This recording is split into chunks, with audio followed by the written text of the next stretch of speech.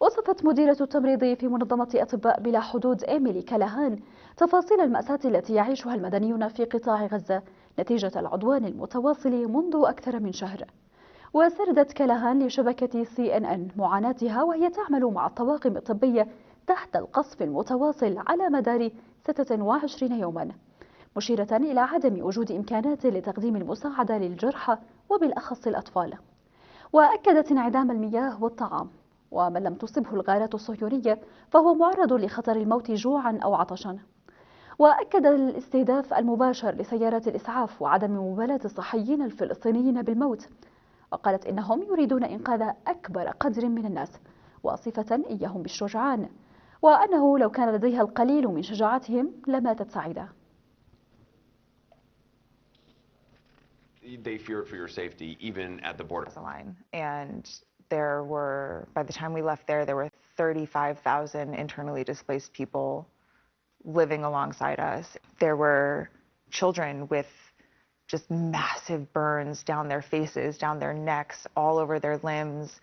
And because the hospitals are so overwhelmed, they are being discharged immediately after, and they're being discharged to these camps with no access to running water. There's 50,000 people at that camp now in 4 toilets.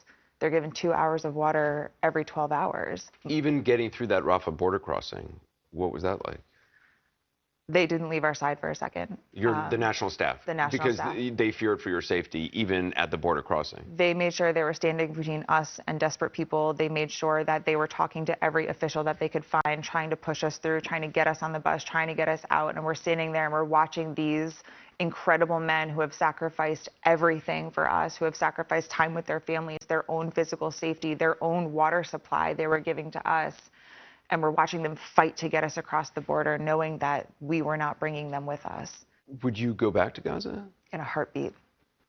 In an absolute heartbeat. My heart is in Gaza. It will stay in Gaza. The Palestinian people that I worked with, both our national staff in the office as well as my staff at Indonesia Hospital, were some of the most incredible people I've ever met in my life. When everything went off and we got the notice to move south of Wadi Gaza, I was texting my nurses at Indonesia Hospital and I said, we lost a nurse weekend 1. He was killed when the ambulance outside the hospital was blown up.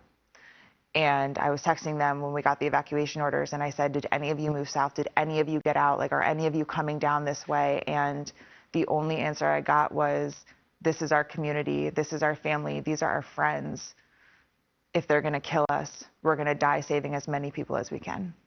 And I said, if I can ever have an ounce of the heart that you have, I will die a happy person. They were incredible. I would like to send out a reminder that there are civilians seeking shelter there and that my doctors and nurses didn't leave out of loyalty to their community. And I know that there is an idea being pushed right now that anyone that stayed behind is going to be considered some kind of a threat. And I want to remind people that the people that stayed behind are heroes.